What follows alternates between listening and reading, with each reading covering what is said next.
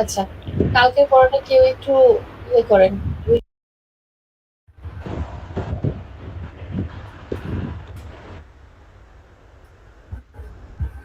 কালকের পড়াটা একটু রিভিউ করেন। রাবেয়া ম্যাডাম আছেন?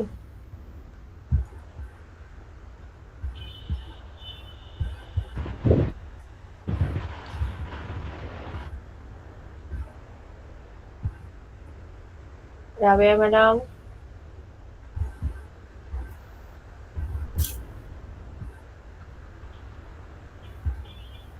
জেমস স্যার আপনিই করেন তো। আচ্ছা আপু, আমার আজকে তেমন একটা হবে না। লাইনে আচ্ছা আচ্ছা। ঝামেলা হচ্ছিল। আচ্ছা, ওকে আমি একটু করি, শেয়ার করি। দেন আমরা গত ক্লাসে যেটা শুরু করছিলাম সেটা হচ্ছে আসলে সিএস প্লাস হচ্ছে সি কম্পিটেন্সি দিয়ে কম্পিটেন্সিটা আসলে কি এগুলো। তো কম্পিটেন্সি কি বা কম্পিটেন্সির যে কম্পোনেন্ট গুলো ছিল সেগুলো আমরা দেখে আনলাম, যেটাতে কম্পিটেন্সি হচ্ছে কম্পিটেন্সির কম্পিটেন্স গুলো ছিল যে knowledge, skill, attitude, perform job and হচ্ছে টাস্ক। টাস্ক এবং হচ্ছে জবের যে পারফর্ম সেটা নলেজ, স্কিল অ্যান্ড অ্যাটিটিউড। এবং এরপরে হচ্ছে সিএস এর সিএসটা আসলে কি, সিএসটা হচ্ছে কম্পিটেন্সি স্ট্যান্ডার্ড। দেন এটা কি, এটা হচ্ছে বলা যায় কোনো প্রতিষ্ঠান ব্যবহার করেছে এটা কাজ করতে গেলে কি পরিমাণে নলেজ, স্কিল এবং অ্যাটিটিউড থাকবে লাগবে তার বিবরণীকে আসলে কম্পিটেন্সি স্ট্যান্ডার্ড বলা হয়। কম্পিটেন্সি স্ট্যান্ডার্ডের কিছু ক্যাটাগরি আছে, যে ক্যাটাগরি হচ্ছে ৩ রকম ছিল: জেনেটিক, স্পেসিফিক কম্পিটেন্সি, তারপর হচ্ছে সেক্টর স্পেসিফিক কম্পিটেন্সি অ্যান্ড হচ্ছে অকুপেশন স্পেসিফিক কম্পিটেন্সি। তো এরপর আমরা দেখছিলাম যে জেনেটিক স্পেসিফিক কম্পিটেন্সিটা আসলে কি বা কি কি কাজের জন্য এটা। তো এটা বলা হচ্ছে যে যেটা পেশা বা অকুপেশনের যে যে পেশাতেই থাকুক বা অকুপেশনে থাকুক এটা সবার জন্য আসলে প্রযোজ্য যে কম্পিটেন্সি, এটা হচ্ছে জেনেটিক। দেন এরকম যেরকম যারা সেক্টর যেটা ছিল সেটা হচ্ছে যারা বিভিন্ন সেক্টর বা গ্রুপে আলাদা আলাদা আছে তাদের জন্য যে কম্পিটেন্সিটা থাকে সেটা হচ্ছে সেক্টর ওয়াইজ। আর একটা হচ্ছে অকুপেশনাল যেটা, সেটা হচ্ছে নির্দিষ্ট কাজের উপরে, যেটা নির্দিষ্ট কাজের জন্য যে কম্পিটেন্সিটা থাকে সেটা হচ্ছে অকুপেশনাল কম্পিটেন্সি। এরপর আমরা জানছি যে সিএস এর যে কম্পোনেন্ট গুলো। তো সিএস এর কম্পোনেন্ট আমরা জানি যে ৯টা আছে, সেটার মধ্যে হচ্ছে প্রথম আছে হচ্ছে যে unit code, unit title, unit descript, তারপর নমিনি আওয়ার বা এলিমেন্ট আওয়ার যেটা বলি বা এলিমেন্ট অফ কম্পিটেন্সি, তারপর হচ্ছে performance criteria, variance of variable, তারপরে এলিমেন্ট গাইড, আর হচ্ছে একটি উচ্চারণটা হচ্ছে একটি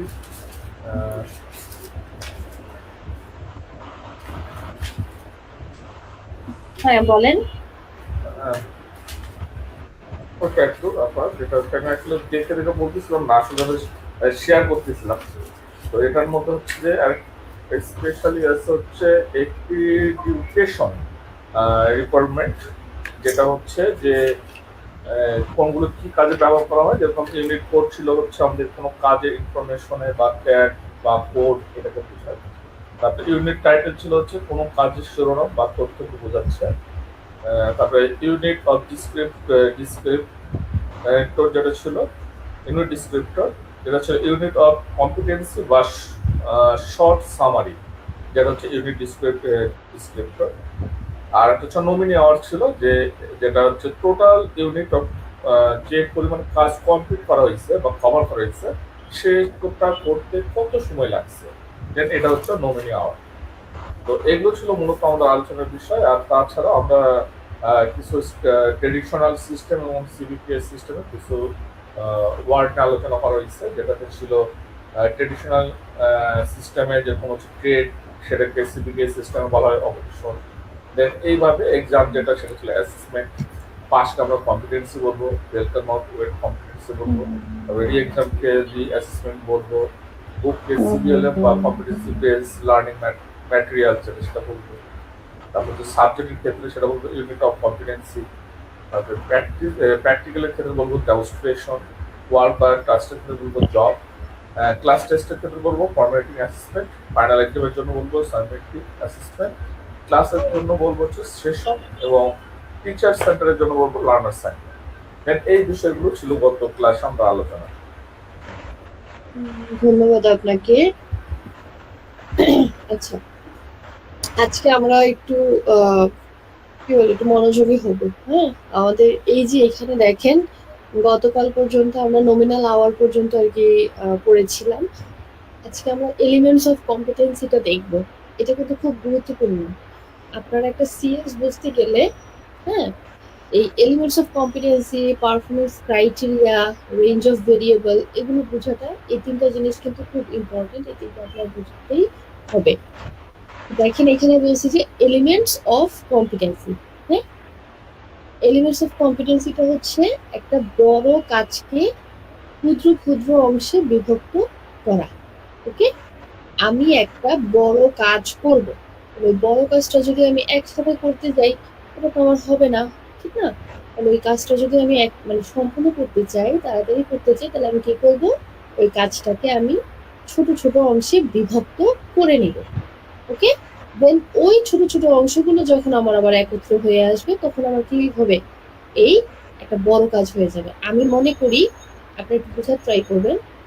এই যে আমাদের এই work in a team environment, suppose এটা হচ্ছে আমাদের একটা বড় কাজ।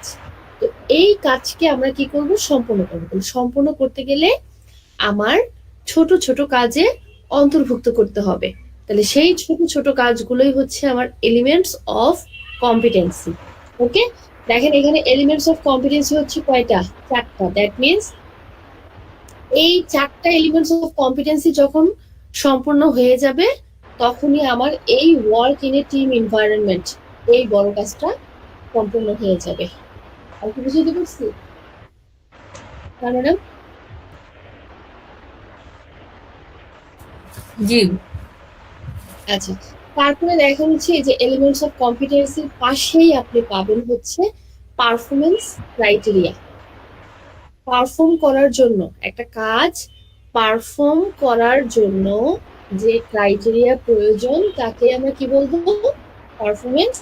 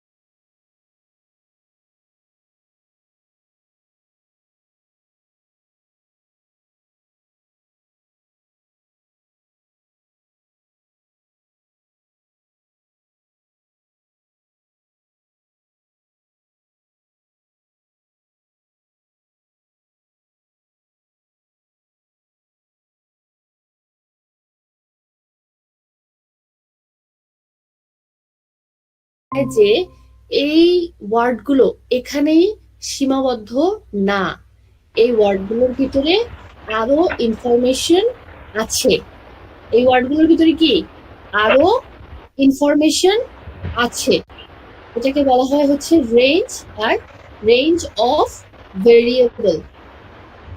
তাহলে এটা হচ্ছে কি আপনার কি ভেরিয়েবল, আর এর ভিতরে আরো অনেকগুলো কি রেঞ্জ আপনার আছে। এই ওয়ার্ডগুলোকে বলা হয় হচ্ছে ভেরিয়েবল, আর এর ভিতরে আরো কি আছে অনেকগুলো রেঞ্জ আছে। দ্যাট মিনস এই ইনফরমেশনটা এখানেই সীমাবদ্ধ না। তাহলে আপনারা যদি যেখানেই দেখবেন যে এই যে মানে ইয়ে করা আছে, বোল্ড আর আন্ডারলাইন করা আছে, তার মানে আপনি বুঝতে পারবেন যে এই ইউনিটটার ভিতরে এই আন্ডারলাইন করা টপিকগুলো আমার ইম্পর্টেন্ট, আর ওই টপিকগুলোর ভিতরে যে ভিতরে ইনফরমেশন গুলো আছে ওগুলো আপনি ঠিক আপনার এই যে সিএসটার একটু নিচে পরের লাইনেই পেয়ে যাবেন আস্তে আস্তে করে। আমি কি বুঝাইতে পারছি? জি ম্যাডাম। আচ্ছা, ম্যাডাম এখানে অল্প একটু বিষয় ছোট। হ্যাঁ বলেন। এটা হচ্ছে আপনি বললেন এলিমেন্ট অফ কম্পিটেন্সি বলতেছেন যে আমাদের যতগুলো ইউনিট আছে সেটা ছোট ছোট যে ভাগগুলো আছে সেটা হচ্ছে কম্পিটেন্সি অফ এলিমেন্ট, না, elements of competency element of competency. আর হ্যাঁ। পারফরম্যান্স যে ক্রাইটেরিয়া সেটা হচ্ছে যেটা রেঞ্জ অফ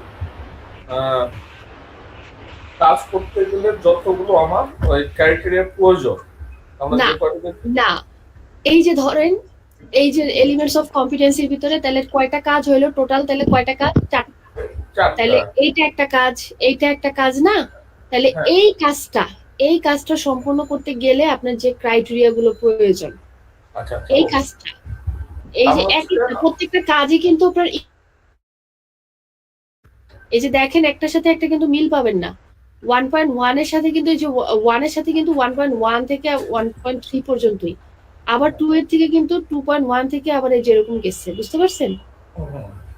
তাহলে হচ্ছে এলিমেন্ট অফ কম্পিটেন্সি হচ্ছে যে আমার ছোট ছোট যে অংশগুলো থাকতেছে সেটা, হ্যাঁ, আর পারফরম্যান্স ক্রাইটেরিয়া হচ্ছে একটা কাজ আপনি পারফর্ম করবেন, এই যে বলবেন যে এই একটা কাজ, এই যে এই একটা কাজ পারফর্ম করার জন্য আমার যে ক্রাইটেরিয়া গুলো প্রয়োজন, প্রত্যেকটা কাজই কিন্তু পারফর্ম করতে গেলে আপনার কিছু ক্রাইটেরিয়া লাগে, ঠিক না?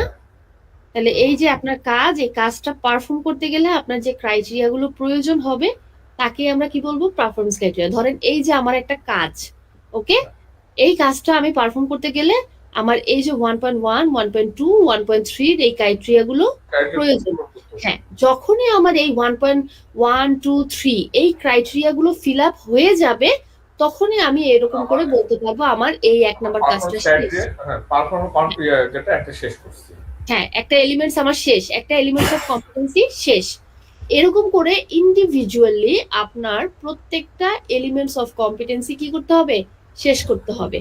আর প্রত্যেকটা এলিমেন্টস অফ কম্পিটেন্সি যখন শেষ হয়ে যাবে তখন আপনার এই যে বড় কাজ, এই ইউনিটটাই তখন শেষ হয়ে যাবে। ওকে, তাহলে আমার সবার আগে কি হবে দেখেন, এই পারফরমেন্স ক্রাইটেরিয়া যদি গুলো কমপ্লিট হয়, সবগুলো পারফরমেন্স ক্রাইটেরিয়া যদি কমপ্লিট হয় তাহলে আমার আলটিমেটলি একটা ইউনিট কমপ্লিট হচ্ছে। আর সবগুলো ইউনিট মানে সরি সবগুলো পারফরমেন্স ক্রাইটেরিয়া মানে এই সবগুলো প্রত্যেকটার ইন্ডিভিজুয়াল পারফরমেন্স ক্রাইটেরিয়া যদি কমপ্লিট হয় তাহলে আমার একটা এলিমেন্টস অফ কম্পিটেন্সি কমপ্লিট হচ্ছে। আর সবগুলো এলিমেন্টস অফ কম্পিটেন্সি যখন আপনার কমপ্লিট হচ্ছে তখন একটা ইউনিট অফ কম্পিটেন্সি শেষ হচ্ছে। আপনি হিসাবটা মিলাতে পারছেন? পিছন থেকে আসবে। আর ওই যেটা যে বললেন যে রেঞ্জ অফ ভেরিয়েবল যেটা সেটা এটা যে এখন বলছি বোল্ড করা থাকবে। হ্যাঁ, পারফরম্যান্স ক্রাইটেরিয়ার ভিতরে যে বোল্ড করা, বোল্ড আর হচ্ছে কি আন্ডারলাইন, বোল্ড আর আলো থাকতে পারে সেটা। হ্যাঁ, তার মানে এটার সীমাবদ্ধ এখানেই না, এর ভিতরে আরো ইনফরমেশন আছে। এটাকেই বলা হয় হচ্ছে আপনার রেঞ্জ অফ ভেরিয়েবল। এখন খেয়াল করেন কোনটা ভেরিয়েবল আর কোনটা রেঞ্জ আপনি কিভাবে চিনবেন? কোনটা ভেরিয়েবল আর কোনটা রেঞ্জ? ভেরিয়েবল হচ্ছে গিয়ে আপনার পরিবর্তনশীল। ভেরিয়েবল মানে কি? ভেরিয়েবল কথার মানে কি? ভেরিয়েবল পরিবর্তনশীল পরিবর্তনশীল চেঞ্জ হবে। হ্যাঁ, রেঞ্জ হচ্ছে গিয়ে আপনার সীমা। তাহলে ভেরিয়েবলটা কিন্তু আপনার সময় সাপেক্ষে পরিবর্তনশীল হতে পারে, কিন্তু এর সীমাটা কিন্তু আপনার কোনো ইয়ে নাই, মানে বাউন্ডারি দেওয়া নাই। শেষ ওকে? নাই। হ্যাঁ, তাহলে এখন এখানে খেয়াল করেন আপনার বিষয়টা এরকম হবে যে তাহলে কোনটা ভেরিয়েবল বলবেন আর কোনটা রেঞ্জ বলবেন। হ্যাঁ, তাহলে আপনি ধরেন বললাম যে জামা, জামা কথাটা বলছি, তাহলে জামা কথাটা কি একটা ভেরিয়েবল। তাহলে এখন আমি কি বলছি যে কার জামা বলছি, তাহলে জামা যত ধরনের হবে, পুরুষের জামা হইতে পারে, মহিলার জামা হইতে পারে, তারপর হচ্ছে গিয়ে বাচ্চাদের জামা হইতে পারে। তাহলে কি কি হইতে পারে, সীমাগুলো কি কি, আমার রেঞ্জ গুলো কি কি, তাহলে এইগুলা, ঠিক না, পুরুষের, মহিলার, বাচ্চাদের। তাহলে আমার ভেরিয়েবল কোনটা, ভেরিয়েবল হচ্ছে জামা, ড্রেস। তাহলে কাদের কাদের ড্রেস, ওই যাদের যাদের ড্রেস গুলো হবে সেগুলো হবে আমার রেঞ্জ। আমার লিমিটেশনটা কি কি, কোন কোন ইয়েগুলো, ওটা হচ্ছে আমার রেঞ্জ। ক্লিয়ার? এখানে যেমন বলছে যে সোর্স অফ ইনফরমেশন, তাহলে সোর্স অফ ইনফরমেশনটা হচ্ছে আপনার ভেরিয়েবল। ভেরিয়েবল, তাহলে এখন কি ধরনের সোর্স অফ ইনফরমেশন হইতে পারে, অর্গানাইজেশনাল হইতে পারে, অপারেশনাল হইতে পারে, জব প্রেসক্রিপশনটা হইতে পারে, স্ট্যান্ডার্ড অপারেটিং প্রসিডিওর এসওপি, এগুলো হইতে পারে। বুঝতে পারছেন স্যার ম্যাডাম? এখন আমাকে আপনারা একটা করে ভেরিয়েবল আর ওর রেঞ্জ গুলো বলেন তো, তাহলে কি কি হইতে পারে, সবাই একটা একটা করে বলবেন।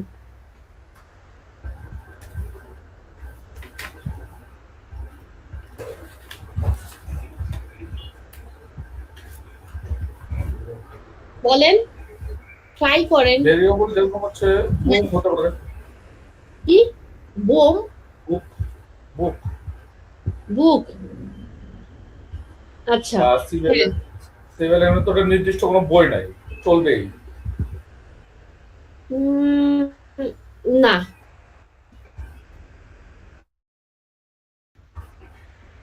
আর কেউ, কারণটা আপনার বুকটা আমি বলতেছি কি কি রেঞ্জ হইতে পারে এটার, আর আর কেউ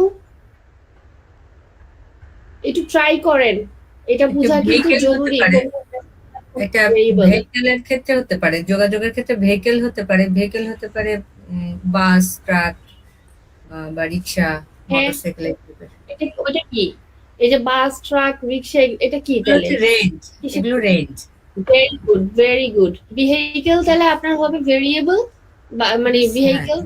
হ্যাঁ, তাহলে আপনার এবার এবার ভেহিকেলের ভিতর যা যা পড়ে, ধরেন কি কি ভেহিকেল, প্রকারভেদটা, মানে আমার কথা হচ্ছে যে আমি একটা ওয়ার্ড বলবো, সেটার যদি কোনো প্রকারভেদ থাকে, নরমালি আপনার রেঞ্জ অফ ভেরিয়েবলটা হচ্ছে গিয়ে মানে প্রকারভেদ থাকে না, প্রকারভেদ, জি, ক্যাটেগরি, হুম, প্রকারভেদ, কোনো পয়েন্ট, বুঝতে পারছেন? জি, তারপরে ধরেন কোনো নীতিমালা, প্রিন্সিপাল, এই টাইপের বিষয়গুলো আপনার সচরাচর রেঞ্জ অফ ভেরিয়েবল থাকে। রেঞ্জ অফ ভেরিয়েবল কিন্তু সবগুলোর হবে না, যে কোনো জিনিসের হবে না। যেসব জিনিসের আপনার প্রকারভেদ আছে, ক্যাটাগরি আছে, তারপরে হচ্ছে কি আপনার পয়েন্ট আছে, প্রিন্সিপাল টাইপের আছে, এইসব জিনিসেরই কিন্তু আপনার ভেরিয়েবল হবে। ভেরিয়েবল কোনো মানে আজাইরা আমার মন চাইলো আমি ভেরিয়েবল বানায় দিলাম, হবে না। বুঝতে পারছেন এবার? তাহলে আরো আরো বলেন তো কেউ আরেকটা। আর সানজিদা ম্যাডাম, সুমিত স্যার আছেন? আমি তো দেখতে পাচ্ছি না আপনাদের, আমি তো আসলে কাউকে দেখতে পাচ্ছি না। আপনি রেসপন্স করেন, তাহলে আপনারা একটু উদাহরণ দেন,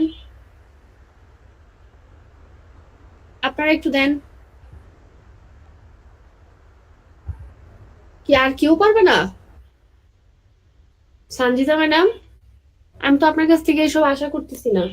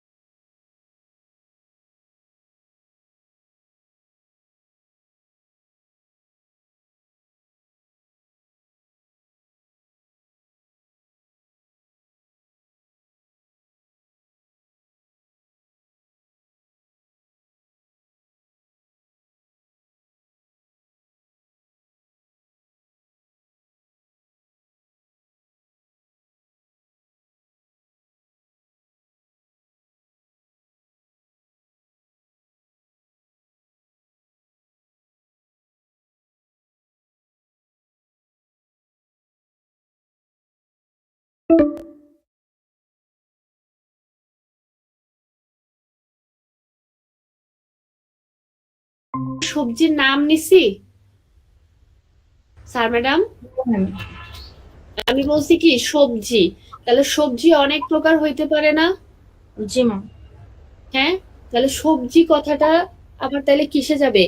ভেরিয়েবলে যাবে। ভেরিয়েবলসে যাবে। তাহলে জি। সবজি যত ধরনের হয়, এবার সবজির ভিতরে কি পড়ে? শসা, টমেটো, লাউ, মিষ্টি কুমড়া যা আছে এগুলো এটা সব সবজি। এগুলো কি হবে? ওই ভেজিটেবলের সবজি বা ভেজিটেবলের রেঞ্জ। রেঞ্জ। হ্যাঁ, এবার বুঝাতে পারছি প্রকারভেদ? জি ম্যাম। এবার আপনারা বলেন দেখি তাহলে বলেন।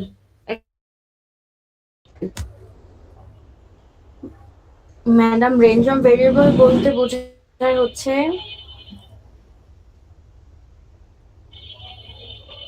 আমি রেঞ্জ অফ ভেরিয়েবল বলতে কি বুঝাইছি এটা বলতে বলি না, আমি বলছি আপনি আমাকে একটা উদাহরণ দেন, মানে উদাহরণটা জানতে চাইছি আমি। তাহলে হচ্ছে এটা হতে পারে ফ্রুট রেঞ্জ, রেঞ্জ হতে পারে ফ্রুট, এবার ভেরিয়েবলস হতে পারে হ্যাঁ হ্যাঁ, কি কাঁঠাল, কি লিচু, ভেরিয়েবল তাহলে হতে পারে? হ্যাঁ কি তাহলে কি? ভেরিয়েবল হতে পারে আম, জাম, কাঁঠাল, লিচু, কলা, এগুলা হচ্ছে হ্যাঁ, ভেরিয়েবল হতে হইতে পারে। জি ম্যাম। এবার বুঝতে পারছি? জি ম্যাম। আচ্ছা, তারপরে আমাকে এবার জেমস স্যারেরটা একটু বলি। জেমস স্যার বলছেন যে বই, হ্যাঁ, বই আপনার অবশ্যই ভেরিয়েবল হতে পারে, কিন্তু আপনি পরে ভেরিয়েবলটা তাহলে এবার বুঝতে পারছেন রেঞ্জটা কি কি আসতে পারে জেমস স্যার? রেঞ্জ থাকবে হচ্ছে আমার বিভিন্ন বইয়ের নাম হতে পারে।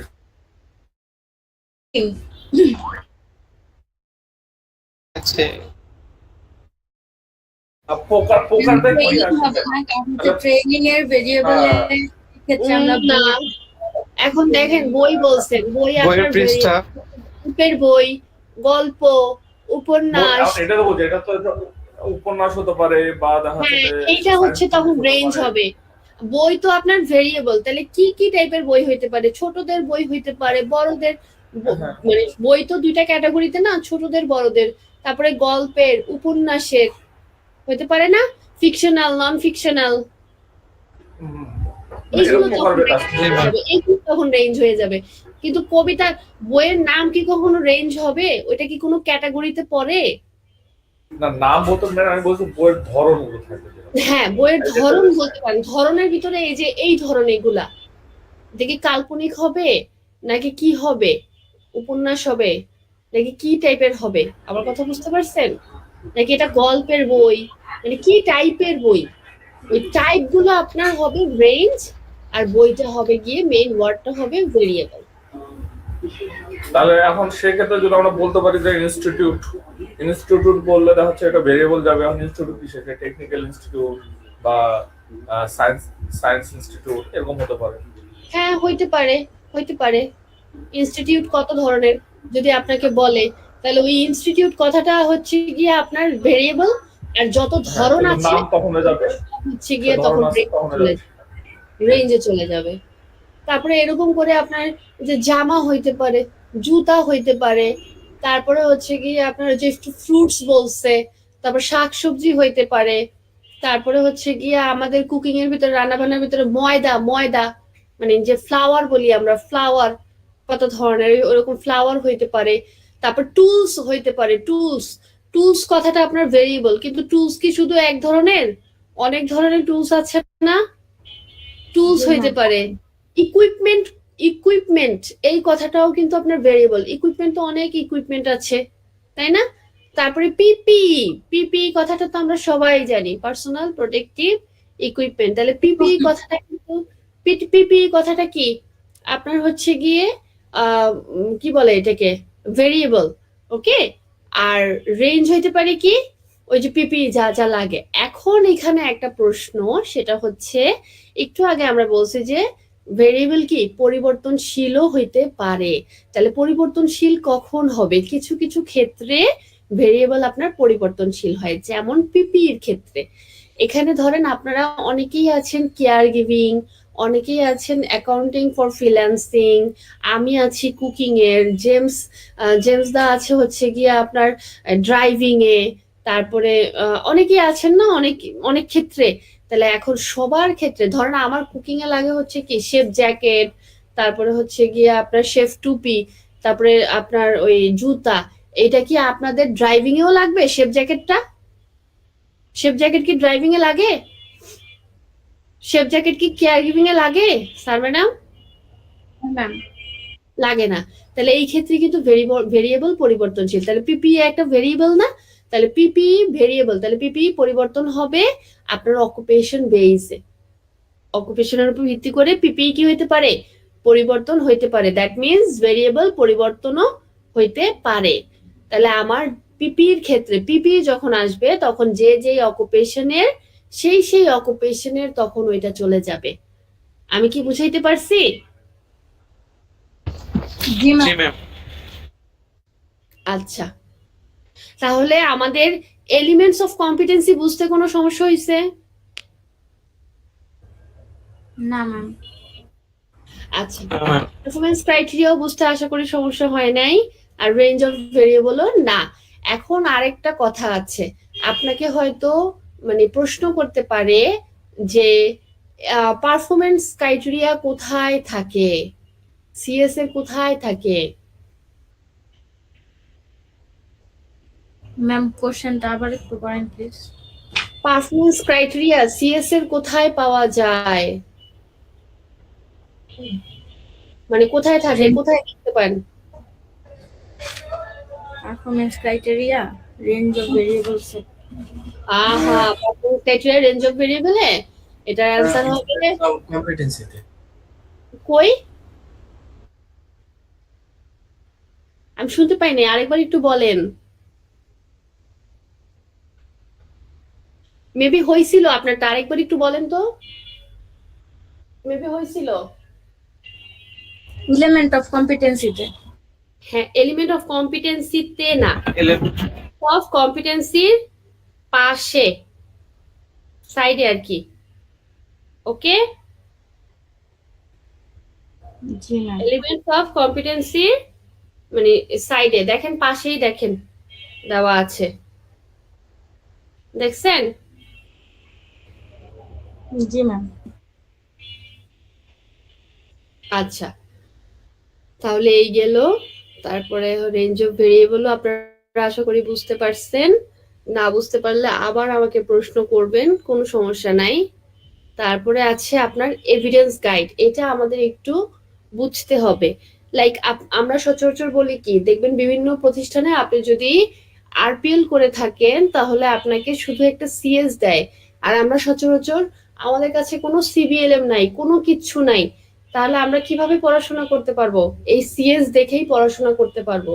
এখন আপনি কিভাবে বুঝবেন যে সিএস এর কোন প্রশ্নগুলো আপনি মানে কোন টপিকগুলো পড়বেন, কোন টপিকগুলো পড়বেন না, তাই না? তাহলে এই যে দেখেন এভিডেন্স গাইড, এই এভিডেন্স গাইডের ভিতরে আপনার সবকিছু দেওয়া থাকবে। এভিডেন্স গাইডের আবার অংশ হচ্ছে 7টা। এভিডেন্স গাইডের অংশ কয়টা তার ম্যাডাম? 7টা। সেগুলো কি কি? ফার্স্ট অফ অল দেখেন এখানে 1 2 3 4 করে লেখা আছে। আমার কথা, আমার মানে কথার সাথে সাথে আপনারাও একটু লিখবেন। সেটা হচ্ছে ফার্স্ট অফ অল প্রথমটা হচ্ছে critical aspect of competency. Evidence গাইডের 7টা হচ্ছে গিয়ে আপনার কম্পোনেন্ট বা এলিমেন্ট। 7টার 1 নাম্বারটা হচ্ছে critical aspect of competency. Okay, 2 number হচ্ছে আন্ডারপিনিং নলেজ, 3 নাম্বার হচ্ছে কি আন্ডারপিনিং মানে সরি হ্যাঁ আন্ডারপিনিং স্কিল, আন্ডারপিনিং স্কিল 3 নাম্বারটা। তারপরে দেখেন 4 নাম্বারটা হচ্ছে রিকোয়ার্ড অ্যাটিটিউড, 4 নাম্বারটা হচ্ছে রিকোয়ার্ড অ্যাটিটিউড, 5 নাম্বারটা রিসোর্স ইমপ্লিকেশন, 6 নাম্বারটা মেথডস অফ অ্যাসেসমেন্ট, আর 7 নাম্বারটা হচ্ছে কনটেক্সট অফ অ্যাসেসমেন্ট। এই 7টা কি লিখছেন? আমার কথার সাথে সাথে পরে কিন্তু যাবেন। তাহলে এভিডেন্স গাইডের 7টা আমাদের এলিমেন্টস বা কম্পিটেন্ট মানে কি বলে কম্পোনেন্ট। এই 7টা হচ্ছে আপনার 1 নাম্বারটা ক্রিটিক্যাল অ্যাসপেক্ট অফ কম্পিটেন্সি, 2 নাম্বারটা আন্ডারপিনিং নলেজ, 3 নাম্বারটা আন্ডারপিনিং স্কিল, 4 নাম্বারটা হচ্ছে গিয়ে আপনার রিকোয়ার্ড অ্যাটিটিউড, 5 নাম্বারটা রিসোর্স ইমপ্লিকেশন, 6 নাম্বারটা মেথড অফ অ্যাসেসমেন্ট, 7 নাম্বারটা কনটেক্সট অফ অ্যাসেসমেন্ট। তাহলে আসেন আমরা একটু দেখি যে এগুলো কি বলছে, এগুলো কি। Okay, critical aspect of competency. Critical কথার মানে কি? জটিল। জটিল, সূক্ষ্ম। হুম। ক্রিটিক্যাল, সূক্ষ্ম। কম্পিটেন্সি তো আমরা জানি যে নলেজ, স্কিল, অ্যাটিটিউড সমন্বয়। তাহলে ক্রিটিক্যাল অ্যাসপেক্ট অফ কম্পিটেন্সি, তাহলে যে জটিল বা সূক্ষ্ম জ্ঞানটা আপনার না থাকলেই না, বুঝতে পারছেন? যে সূক্ষ্ম জ্ঞানটা বা যে সূক্ষ্ম মানে নলেজ, স্কিল, অ্যাটিটিউডটা, কম্পিটেন্সিটা বা যোগ্যতাটা আপনার না থাকলেই না আপনি একটা স্কিল অর্জন করবেন, আপনি নিজেকে একটা স্কিল পারসন বলে দাবি করবেন, কিন্তু ধরেন আপনি ওই স্কিলের যে বেসিক কিছু মানে কাজ আছে সেই কাজটাই আপনি পারেন না, তাহলে কি আপনি দক্ষ হইতে পারলেন? না না ম্যাম। না। তাহলে ক্রিটিক্যাল অ্যাসপেক্ট অফ কম্পিটেন্সি বলতে বোঝাচ্ছে আপনার যে সূক্ষ্ম কাজটা না পারলেই না, ওইটা ওই দক্ষতাগুলা। তাহলে এই দক্ষতাগুলো আপনার দেখবে। তারপরে দেখেন আন্ডারপিনিং নলেজ। আন্ডারপিনিং কথার মানে কি? আন্ডারপিনিং এটার মানে হচ্ছে ন্যূনতম। আন্ডারপিনিং কথার মানে হচ্ছে ন্যূনতম। দেখেন আপনি খেয়াল করবেন critical aspect of competency, critical বলছে যে সূক্ষ্ম বা জটিল মানে কম্পিটেন্সি বা যোগ্যতাটা আপনার না থাকলেই না, কিন্তু এখানে আবার আলাদা করে ফেলছে, বলছে যে ন্যূনতম জ্ঞান আপনার না থাকলেই না। একটা কাজ আপনি করতে যাবেন, সেই কাজটা করতে গেলে আপনার যে জ্ঞানটা মানে যে ন্যূনতম জ্ঞানটা না থাকলে আপনি করতে পারবেন না, সেই জ্ঞানটাকে কি বলছে? আন্ডারপিনিং নলেজ। ওকে, তাহলে এইটাই সচরাচর আপনার রিটেনে দেখবে। তাহলে আপনি বলবেন যে আমি এত বড় ইউনিট অফ কম্পিটেন্সিতে একটা সিবিএলএম এ আমি কোন বিষয়গুলো রিটেনের জন্য দেখব?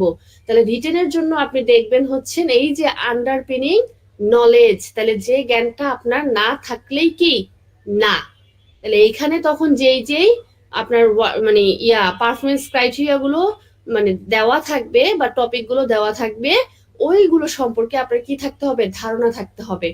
ইভেন আপনার যখন এগুলোই হচ্ছে একটা ইউনিটের গুরুত্বপূর্ণ টপিক বা বিষয়। ওকে, তারপরে দেখেন বলছে আন্ডারপিনিং স্কিল। আন্ডারপিনিং, তাহলে আবার আন্ডারপিনিং কথার মানে হচ্ছে ন্যূনতম, আর স্কিল মানে কি? দক্ষতা। তাহলে যে ন্যূনতম দক্ষতাটা আপনার কি না থাকলে আপনি ওই কাজটা করতে পারবেন না, তাকে কি বলা হচ্ছে? আন্ডারপিনিং স্কিল। তাহলে এইবার যে আপনি ডেমনস্ট্রেশনে যাবেন, ডেমনস্ট্রেশনে গেলে তাহলে আপনাকে একজন অ্যাসেসর কি কি বিষয়গুলো লক্ষ্য করবে? তাহলে আপনাকে এই আন্ডারপিনিং স্কিল থেকে সে আইডেন্টিফাই করবে যে সে এই কাজটার জন্য এই যে জবটা করতেছে সে কি এই জবটা পারফর্ম করতে পারে কিনা, এই কাজটা সে করতে পারে কিনা, এই বিষয়টা সে অবজার্ভ করতে পারে কিনা, এই এই এই বিষয়গুলো দেখবে। তাহলে এটা আপনার এই নলেজ গুলো দেখবে। এটা কি সম্পূর্ণ ইউনিট নাকি শুধু এই ইউনিটের জন্য বলেন তো আমাকে স্যার ম্যাডামরা? সম্পূর্ণ ইউনিটের জন্য। সম্পূর্ণ ইউনিটের জন্য। এই যে এখানে যতটুকু দিচ্ছে এটা কি সম্পূর্ণ ইউনিটের জন্য নাকি একটা একটা করে ইউনিটের জন্য থাকে? মানে একটা ইউনিটের জন্য। Very good. প্রত্যেকটা ইউনিটে, প্রত্যেকটা মানে ইউনিটে বা প্রত্যেকটা কি বলে এটাকে সিএস এর ক্ষেত্রে প্রত্যেকটা ইউনিটেই আপনি এরকম করে এভিডেন্স গাইড পাবেন। দ্যাট মিনস প্রত্যেকটা ইউনিটের আন্ডারপিনিং নলেজ, স্কিলস, রিকোয়ার্ড অ্যাটিটিউড আলাদা। রিকোয়ার্ড অ্যাটিটিউডটা সবখানে সেম থাকে, কিন্তু আন্ডারপিনিং নলেজ আর স্কিল প্রত্যেকটা ইউনিটের জন্য আলাদা আলাদা। দ্যাট মিনস ওই আচ্ছা, ইউনিটটা আচ্ছা। কমপ্লিট করতে আপনার কি কি নলেজ লাগবে প্রত্যেকটার জন্য আলাদা। প্রত্যেকটার জন্য মেইন যে নলেজ গুলো লাগবে, আপনার স্কিল গুলো লাগবে, ওইটা প্রত্যেকটার জন্য ইন্ডিভিজুয়াল করে আলাদা করা। ঠিক আছে, এটুকু বুঝাইতে পারছি? জি ম্যাম। আচ্ছা, এবার দেখেন বলছে রিকোয়ার্ড অ্যাটিটিউড। এখন দেখেন আমরা কিন্তু একদম মানে গত ক্লাসে আমাদের যে ফার্স্ট সেশন ছিল তখনই কিন্তু আমি বলছি যে ধরেন আপনি আপনাদের কাছে আমারও এটা একটা প্রশ্ন, যে ধরেন একটা ব্যক্তি কি বলে এটাকে, নলেজ নলেজ আছে মোটামুটি, ধরেন তার নলেজ আছে 60%, 60 না 70% ধরেন, আর হচ্ছে গিয়ে তার 90% হচ্ছে গিয়ে ধরেন না, নলেজ ধরেন 100 আছে, বা হচ্ছে গিয়ে স্কিল ধরেন 80% আছে, আর অ্যাটিটিউড তার একদম 10% মতো ধরতে পারেন। তাহলে সেই লোকটাকে কি আমি কম্পিটেন্ট বা মানে যোগ্যতা বা দক্ষতা মানে বলতে পারবো, সে যে দক্ষ যোগ্যতা সম্পন্ন মানুষ, তাকে আমি বলতে পারবো? আমি আরেকবার প্রশ্নটা বুঝাই। একটা লোক সাপোজ মনে করেন সে নলেজে 100 তার অনেক নলেজ আছে, স্কিলে সে 80% মানে তার অনেক দক্ষ সে, কিন্তু তার অ্যাটিটিউডে মানে 10% কভার করে, মানে মানে একদম টাইনা টুইনা 10%। তাহলে এই লোকটাকে কি আমি যোগ্যতা সম্পন্ন মানুষ বলবো কি বলবো না? বলবেন না। বলবো না। কেন? তার তো কারণ নলেজ আর স্কিল হচ্ছে main। হুম কারণ ম্যাডাম অ্যাটিটিউড হচ্ছে মেইন। তার যদি কিভাবে অ্যাটিটিউড ভালো না হয় তাহলে নলেজ অথবা স্কিল থাকলে সে ওই জায়গায় কাজ করার জন্য পারফেক্ট হবে না। আর কেউ বলতে পারবে না? আর কারো কোনো ধারণা? দুর্জন পরিত্যাজ্য। কিভাবে? বললাম যে হাজার জ্ঞান থাকলেও তো লাভ নেই যদি অ্যাটিটিউড ঠিক না থাকে। আচ্ছা, দেখেন এটা একটা সত্যি কথা, যে আপনি অনেক জ্ঞানী হইলেও আপনার যদি ব্যবহারই ঠিক না থাকে, মানে অ্যাটিটিউডই ঠিক না থাকে, কোনো লাভ নাই। কারণ এই কারণে, ধরেন আপনি মানে আপনার ধরেন কোনো নলেজ নাই, হুম, আপনার কোনো স্কিল নাই, কিন্তু আপনার অ্যাটিটিউড 100, তাহলে কিন্তু আমি আপনাকে কভার করায় নিতে পারবো। দ্যাট মিনস আমি আপনাকে শিখাইতে পারবো। আমি আমি আপনাকে যে কথাটা বলবো আপনি সে কথাটা শুনবেন, আপনি আমার বাধ্য হবেন। দ্যাট মিনস আপনার অ্যাটিটিউড পজিটিভ, যদি অ্যাটিটিউড থাকে আপনি শুনবেন। হ্যাঁ, ওকে। এখন আপনি যদি ধরেন নেগেটিভ অ্যাটিটিউড, তখন কিন্তু আপনি আর আমাকে শুনবেন না। আপনার তখন মনে হবে ও তো কিছুই না, আমি তো ওর থেকে ভালো পারি, আমার তো নলেজ অনেক ভালো, আমি অনেক স্কিলে ভালো। কিন্তু তখন যদি সে অ্যাটিটিউডে মানে ভালো না হয়, সে যতই নলেজ ভালো হোক না কেন, স্কিলে ভালো হোক না কেন, সে কখনো ভালো পার্সন না। যোগ্যতা সম্পন্ন মানুষ বলে তাকে আমরা কি বলবো না। অ্যাটিটিউড জিরো মানে আমার সবকিছুই জিরো। আর অ্যাটিটিউড যদি মানে 100 হয়, তাহলে আমার সবকিছু 100। আপনার যদি অ্যাটিটিউড ভালো থাকে, আপনার যদি নলেজ কমও থাকে, আমি আপনাকে সেটা শিখায়া নিতে পারবো, কভার করে নিতে পারবো, কারণ আপনার ব্যবহার ভালো। আমি আপনাকে যা বলবো আপনি শুনবেন, ওকে। আর আপনার যদি ধরেন অ্যাটিটিউডও ভালো না, নলেজও নাই, তাহলে আমি আপনাকে কোনোদিন শিখাইতেও পারবো না, কারণ আপনার তো অ্যাটিটিউডই ভালো না। তাহলে আপনাকে আমি শিখাইলেও তো আপনি শিখবেন না। এবার বুঝতে পারছেন কেন অ্যাটিটিউডটা সবচেয়ে বেশি ইম্পর্টেন্ট? জি ম্যাম, বুঝতে পেরেছি। থ্যাংক ইউ ম্যাম, অনেক ইম্পর্টেন্ট কথা ছিল এটা। আচ্ছা, তাহলে এর জন্যই বলছে যে knowledge skill attitude, knowledge skill attitude এই তিনটার ভিতরে যদি আপনাকে কখনো বলে ভাইবাতে যে নলেজ স্কিল অ্যাটিটিউড এই তিনটার ভিতরে সবচেয়ে বড় কোনটা, আপনি বলবেন অ্যাটিটিউড। বা আপনাকে যদি বলে যে কি বলে এটাকে, যে কোনটা মানে না থাকলেই আপনি মানে হবে না, তাহলে তখন বলবেন অ্যাটিটিউড। নলেজ স্কিল অ্যাটিটিউডকে আমরা কি বলি, KSA, নলেজ স্কিলস অ্যাটিটিউড। কিন্তু আমাদের মানে এটা হচ্ছে আমাদের জাস্ট শিখার ক্ষেত্রে, কিন্তু আমাদের যদি বাস্তব পক্ষে মানে হয়, তাহলে আমাদের এটা উল্টা হয়ে যাওয়া উচিত, তখন ASK হওয়া উচিত, আস্ক। বুঝতে পারছেন? সবার আগে আমার অ্যাটিটিউড, তারপরে আমি কাজ করব, তারপরে আমি আস্তে আস্তে জ্ঞান অর্জন করব, এরকম করে হওয়া উচিত। তাহলে অ্যাটিটিউড 100, অ্যাটিটিউড না হইলে আমার কিছুই হবে না। এর জন্য আগে কিন্তু NSDA তে আপনার নিয়ম ছিল না, কিন্তু এখন মানে আগে ছিল এরকম যে মানে রিটেন, ডেমনস্ট্রেশন আর আপনার ওরাল দিত, বুঝতে পারছেন? কিন্তু এখন ওরা কি করছে, ওরালের নিচে অ্যাটিটিউডের জন্য একটা জায়গা রাখছে, বক্স করছে, বুঝতে পারছেন? তাহলে রিটেন, ডেমনস্ট্রেশন, ওরাল, ওরালের নিচে গিয়ে আবার অ্যাটিটিউড রাখছে। তাহলে আপনি রিটেন, ডেমনস্ট্রেশন, ওরালে যদি পাসও করেন, কিন্তু যদি কেউ আপনাকে অ্যাটিটিউডে দিয়ে দেয় যে নট ইয়েট, নট স্যাটিসফ্যাক্টরি, তাহলেও কিন্তু আপনার দিন শেষে কি আসবে? নট ইয়েটই আসবে। আমার কথা বুঝতে পারছেন স্যার ম্যাডাম? জি ম্যাম। আচ্ছা, এবার খেয়াল করেন এই যে এখানে রিকোয়ার্ড অ্যাটিটিউড দেওয়া আছে। দ্যাট মিন্স আপনার এই কাজটা করতে গেলে আপনাকে তো অলরেডি নলেজ দিয়ে দিচ্ছে একটা ইউনিটটা সম্পন্ন করতে গেলে আপনার কি নলেজ লাগবে, কি স্কিল লাগবে, এটা আপনাকে অলরেডি বলে দিচ্ছে। হ্যাঁ, এখন ওরা কি করছে, এখানে আপনাকে অ্যাটিটিউডটাও বলে দিছে যে এই যে আপনি এই ইউনিটের জন্য আপনার এই এনভায়রনমেন্টে আপনার এই আপনার মানে কি বলে এটাকে, আচরণগত দিক থাকতে হবে। এরপরে দেখেন বলছে রিসোর্স ইমপ্লিকেশন। রিসোর্স কথার মানে কি? রিসোর্স প্রয়োজনীয় উপকরণ বা সম্পদ। হ্যাঁ, এখানে শুধু রিসোর্স শুনলে তো যন্ত্রপাতি বলে দিব তা কিন্তু না।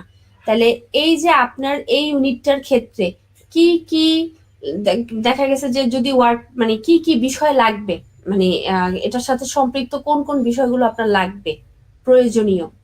ওকে, ধরা যেতে পারে যে আপনার টুলস, ইকুইপমেন্ট, ম্যাটেরিয়ালস কি কি লাগতে পারে এই ইউনিটের ক্ষেত্রে। প্রত্যেকটা ইউনিটেই কিন্তু কি থাকে, জব থাকে না, ডেমনস্ট্রেশন। তাহলে ওই ডেমোটা করতে গেলে আপনার কি ওয়ার্ক প্লেস লাগবে, বা কি ধরনের ম্যাটেরিয়ালস লাগবে, কি ধরনের ইকুইপমেন্ট লাগবে, বা কোন কোন কোন স্পেসিফিকেশন বিষয়গুলো লাগবে, এইগুলো সবগুলোই তখন আপনার এখানে বলা থাকবে এই রিসোর্স ইমপ্লিকেশনে। তারপর হচ্ছে মেথড অফ অ্যাসেসমেন্ট। আপনার অ্যাসেসমেন্টটা কিভাবে হবে? 3টা ধাপে হবে। মেথড অফ অ্যাসেসমেন্ট বললে অলওয়েজ সিবিটিতে এখনো পর্যন্ত মাথায় রাখবেন 3টা পদ্ধতি, সেটা হচ্ছে রিটেন, ডেমনস্ট্রেশন আর হচ্ছে ওরাল। ওকে, তারপরে হচ্ছে কনটেক্সট অফ অ্যাসেসমেন্ট। কনটেক্সট কথার মানে কি? প্রসঙ্গ। তাহলে কিসের প্রসঙ্গ? অ্যাসেসমেন্টের প্রসঙ্গ। দ্যাট মিন্স এই অ্যাসেসমেন্টটা নিতে গেলে অবশ্যই যে সেন্টারটা আছে সেই সেন্টারটা কি আপনার কি বলে এটাকে, অ্যাক্রেডিটেশন নেওয়া থাকতে হবে। ওকে, আর একটা সিমুলেটেড ওয়ার্ক প্লেস হইতে হবে, অ্যাক্রেডিটেশন নেওয়া থাকতে হবে। আর এই অ্যাসেসমেন্টটা অবশ্যই একজন কোয়ালিফাইড অ্যাসেসর দ্বারা কি হইতে হবে, সম্পন্ন হইতে হবে। একজন কোয়ালিফাইড অ্যাসেসর দ্বারা সম্পন্ন হতে হবে। ক্লিয়ার? এগুলো ছিল কনটেক্সট অফ অ্যাসেসমেন্ট। এছাড়াও কনটেক্সট অফ অ্যাসেসমেন্ট সম্পর্কে আমরা একটু সামনে আরো জানতে পারবো। ওকে, তারপরে দেখেন হচ্ছে অ্যাক্রিডিটেশন রিকোয়ারমেন্ট। অ্যাক্রিডিটেশন কথার মানে কি? অ্যাক্রিডিটেশন কথার মানে হচ্ছে স্বীকৃতি। স্বীকৃতি, তাহলে এখানে দেখেন স্বীকৃতি দেওয়া অথবা স্বীকৃতি নেওয়ার ক্ষেত্রে আমার যে ধরনের প্রয়োজনীয় ডকুমেন্টস গুলো লাগবে ওগুলোকে আমি কি বলবো? Accreditation requirement. এখানে স্বীকৃতি দেওয়া অথবা নেওয়া কি, ধরেন আপনি একটা সেন্টার দিবেন, তাহলে সেন্টার দিতে গেলে হ্যাঁ ফার্স্ট অফ অল ওই সেন্টারের অনুমোদন আনতে হবে, এনএসডিএ থেকে সেন্টারের অনুমোদন আনতে হবে। তাহলে সেন্টারের অনুমোদন আনতে গেলে এনএসডিএ কে আপনার কিছু কাগজ দিতে হবে। ইভেন ওই সেন্টারের অনুমোদিত হয়েছে, তাহলে এনএসডিএ থেকেও আপনার কিছু কাগজ রাখতে হবে।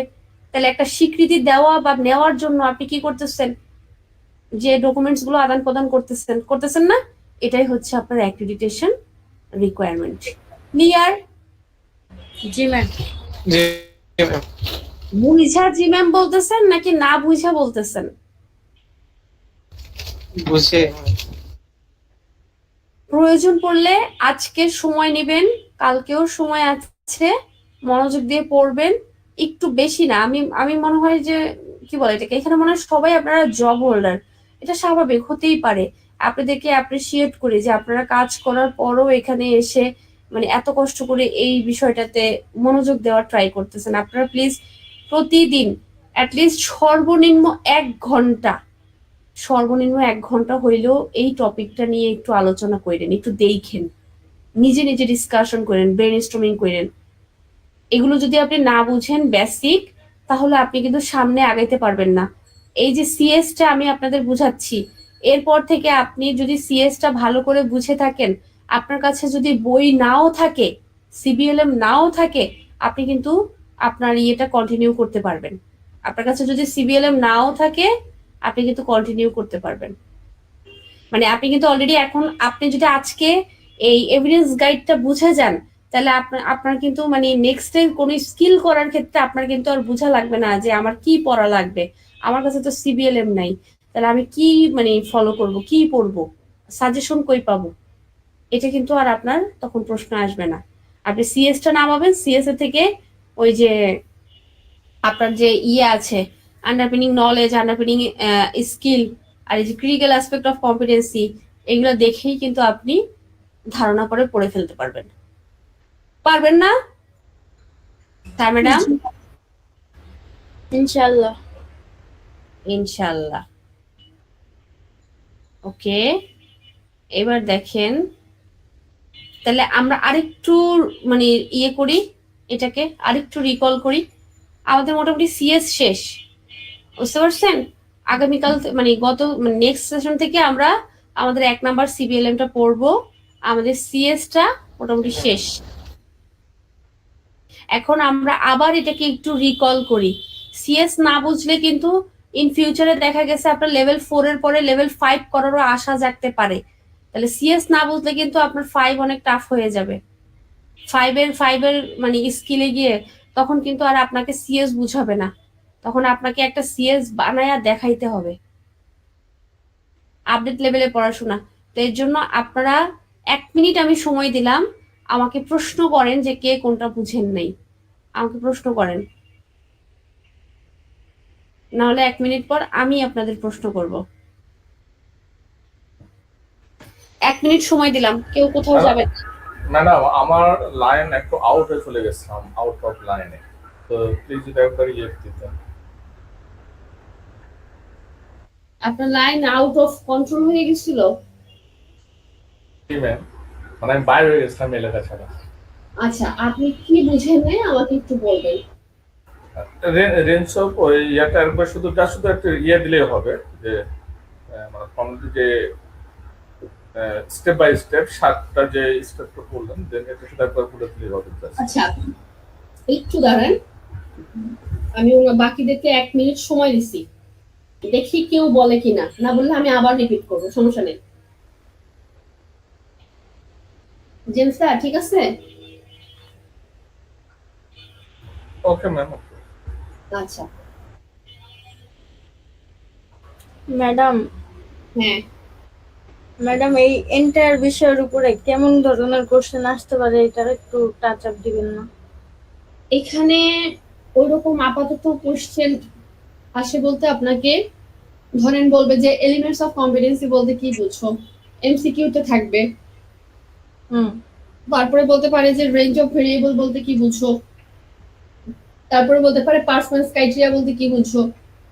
প্রশ্নতে বলা থাকতে পারে যে রেঞ্জ এলিমেন্টস অফ কম্পিটেন্সি আর পারফরম্যান্স ক্রাইটেরিয়ার মধ্যে পার্থক্য কি, এরকম আমরা সামনে গেলে আরো পাবো। এখান থেকে এরকম টাইপেরই প্রশ্ন আসে।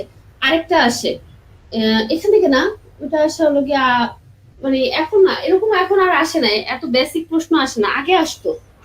আগে আপনাকে বলতো যে সিএস এর কম্পোনেন্ট কয়টা, এগুলো লেখেন। তারপরে বলতো যে এভিডেন্স গাইডের কম্পোনেন্ট গুলো লেখেন, এলিমেন্টস গুলো লেখেন, এরকম বলতো। এখন বলে না, এখন খুব কম বলে, কিন্তু আপনাকে পড়তে হবে। কারণ মানে এখন প্রশ্ন প্যাটার্নটা এরকম যে পুরাতন নতুন সব মিক্স আপ করে দেয়, তাহলে কোনটা আসবে কোনটা আসবে না এটা বলাটা মুশকিল। আমাকে বুঝতে পারছেন? জি ম্যাম। এর জন্য আপনাকে সবকিছু পড়ে প্রিপেয়ার থাকতে হবে। আর এটা আপনার বেসিক, এই যে 7টা এলিমেন্টস, এভিডেন্স গাইডের 7টা কম্পোনেন্ট মুখস্থ থাকতে হবে, একদম ঠোঁটের আগায় মুখস্থ থাকতে হবে। এটা আপনার ইয়েতে ধরবে, ওই যে কি বলে এটাকে, ভাইবা বোর্ডে।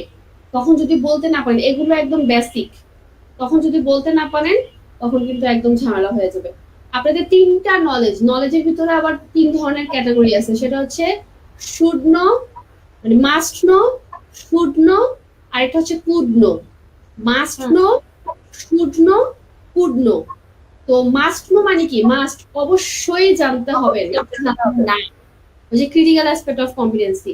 তাহলে আপনার প্রশ্ন আসে হচ্ছে গিয়ে 3 ক্যাটাগরি টাইপের, must know, should know, could know. Must know মানে কোনটা, যেটা অবশ্যই জানতে হবে, ওকে, যেটাকে আমরা বলি যে আন্ডারপিনিং নলেজ বা আন্ডারপিনিং নলেজ বলি, যেটা অবশ্যই জানতে হবে। তাহলে ওই প্রশ্ন যদি আপনি ভুল করেন তখন কিন্তু অ্যাসেসর আর আপনাকে মেনে নেবে না। তাহলে এই যে বেসিক, যে কোনো বেসিক জিনিস যেটা একদম না জানলেই না, এগুলো সবসময় মাস্ট নো ক্যাটাগরিতে হয়। তাহলে এই যে সিএস কত প্রকার, সিএস এর এলিমেন্টস কয়টা, এভিডেন্স গাইডের কম্পোনেন্ট কয়টা, এলিমেন্টস অফ কম্পিটেন্সি কি, তারপর হচ্ছে গিয়ে ধরেন এই যে পারফরমেন্স ক্রাইটেরিয়া বলতে কি বুঝেন, রেঞ্জ অফ ভেরিয়েবল বলতে কি বুঝেন, রেঞ্জ অফ ভেরিয়েবলের ওই যে কিছু আছে, পার্থক্য আছে, মানে কি কি ইনফরমেশন গুলো থাকে, এগুলো আপনার হচ্ছে গিয়ে একদম বেসিক মাস্ট নো। এগুলো না পারলে তখন অ্যাসেসর আপনাকে কোনো মতেই কনসিডার করবে না কম্পিটেন্ট করার জন্য। তারপরে আছে শুড নো, জানা উচিত, বুঝতে পারছেন, আর কুড নো, জানলে ভালো। তাহলে প্রশ্ন আপনার বেশি আসেই হচ্ছে মাস্ট নো আর শুড নো, কুড নো থেকে তেমন একটা আসে না। আচ্ছা,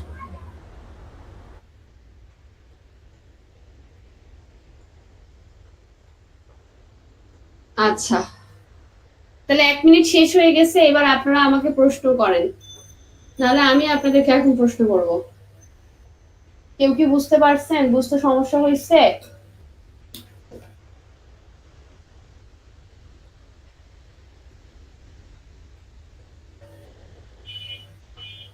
স্যার, ম্যাডাম, কারো কোনো সমস্যা হয়েছে? না ম্যাম। আচ্ছা, তাহলে আমাকে এভিডেন্স গাইডের যে 7টা কম্পোনেন্ট, এই 7টা কম্পোনেন্ট কেউ একটু বুঝায় বলেন তো। ম্যাডাম আমি বলবো। হ্যাঁ, ম্যাডাম, এভিডেন্স গাইডের হচ্ছে 7টা পার্ট আছে। হুম, 1 নাম্বার হচ্ছে ক্রিটিক্যাল অ্যাসপেক্ট অফ কম্পিটেন্সি। এটার মানে হচ্ছে ন্যূনতম যে skill, knowledge, skill and attitude ন্যূনতম না, ক্রিটিক্যাল কিন্তু ন্যূনতম না। ক্রিটিক্যাল মানে কি? ক্রিটিক্যাল কথার অর্থ সূক্ষ্ম জ্ঞান। হ্যাঁ, যে জ্ঞানটা একদম না থাকলেই না, জি যেটা মাস্ট নো বলছি কিন্তু আমি। জি, হ্যাঁ, তারপর যেটা হচ্ছে একটি কাজে অবশ্যই করণীয়, সেটি হচ্ছে critical aspect of competency. James দা একটু মনোযোগ দিয়ে শুনেন।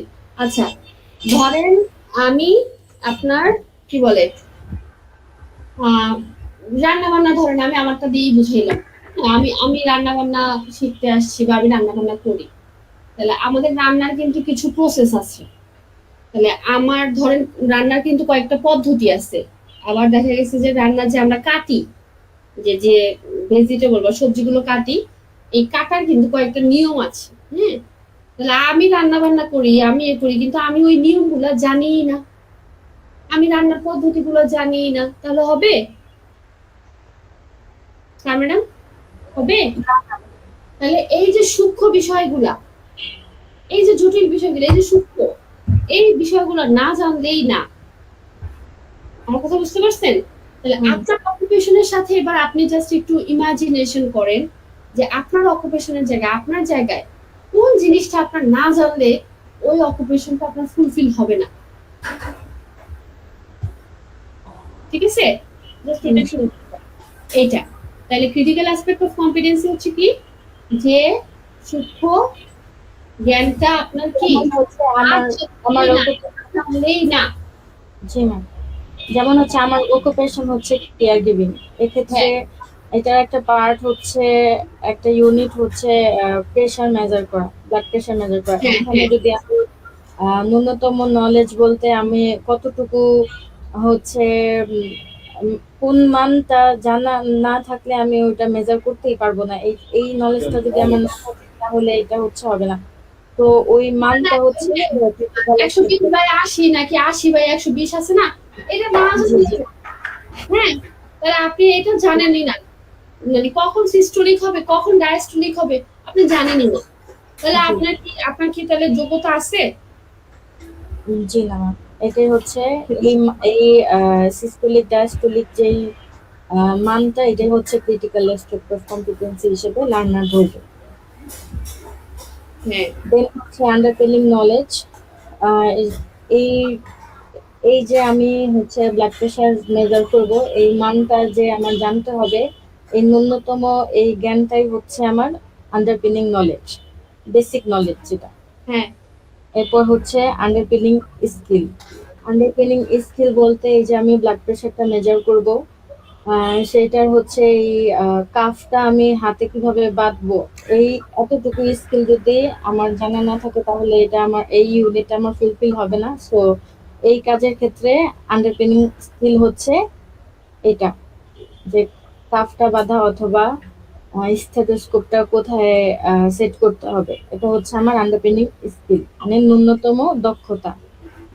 এরপর রিকোয়ার্ড অ্যাটিটিউড, একটা রোগীর সাথে আমার কেমন কমিউনিকেশন করে অথবা তাকে কিভাবে বুঝিয়ে আমি কাজ করবো, তার সাথে ব্যবহারটা কেমন হওয়া উচিত সেই কর্মক্ষেত্রে, এটা হচ্ছে আমার এই ব্যবহারটা যে যে রকম হওয়া উচিত সেটা যদি আমার না থাকে তাহলে আমার কাজটা কমপ্লিট হবে না। না রোগীর সাথে ভালোভাবে বুঝিয়ে কমিউনিকেশন করে আমার সেই কাজটা কমপ্লিট করতে হবে। সো এটা হচ্ছে আমার রিকোয়ার্ড অ্যাটিটিউড। Very good. এরপরে হচ্ছে রিসোর্স ইমপ্লিকেশনস। একটা অ্যাসেসমেন্ট কমপ্লিট করতে কি ধরনের আপনি ব্লাড প্রেশার বলছেন, তাহলে আপনি জি। ধরেন ব্লাড প্রেশারের তাহলে আপনার কাছে ব্লাড প্রেশার মাপবেন অথচ ব্লাড প্রেশারের মেশিনই নেই, হবে? জি না ম্যাম। তো হচ্ছে এই অ্যাসেসমেন্টের ক্ষেত্রে আমি যদি একটা এসএসসির এসএসসির ওই কাজটা করতে পারে কিনা সেটা জানতে চাই, তাহলে আমার মেইন ম্যাটেরিয়াল হবে ব্লাড প্রেশার মেশিন। তো রিসোর্স ইমপ্লিকেশন হচ্ছে এই ব্লাড প্রেশার মেশিন আমার অ্যাসেসমেন্টে।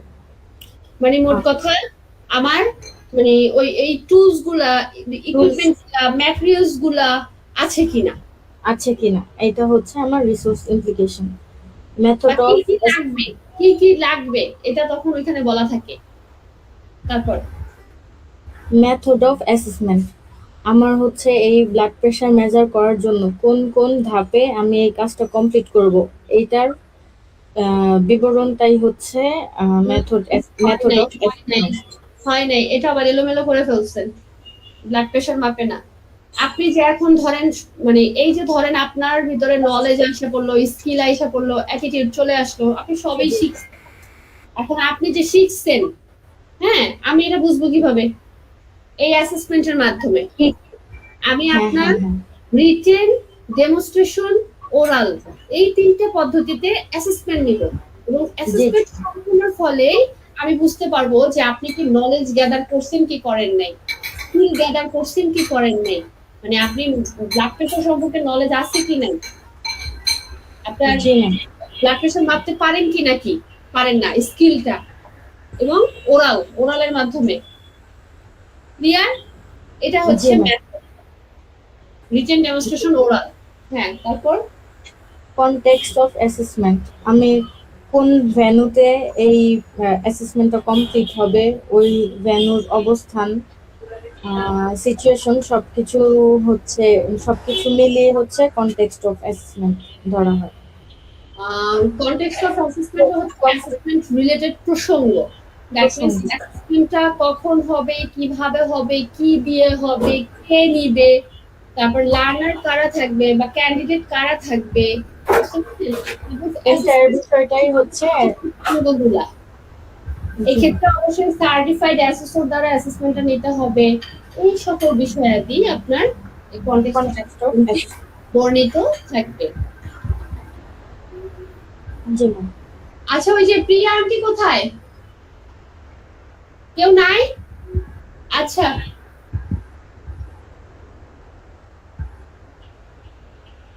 আচ্ছা জেমস স্যার, বুঝতে পারছেন এখন? জি জি, আপনি ক্লিয়ার? হ্যাঁ বুঝতে পারবো। আচ্ছা, আর কারো কোনো সমস্যা? আর কেউ?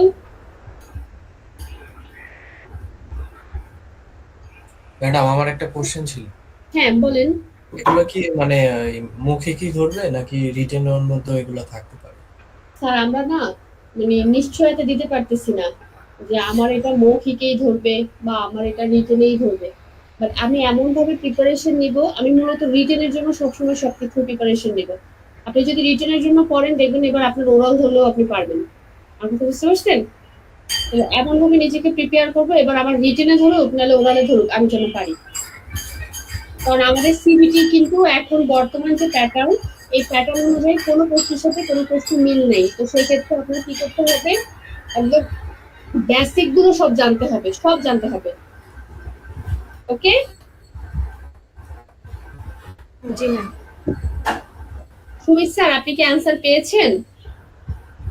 জি ম্যাডাম, পেয়েছি। ঠিক আছে।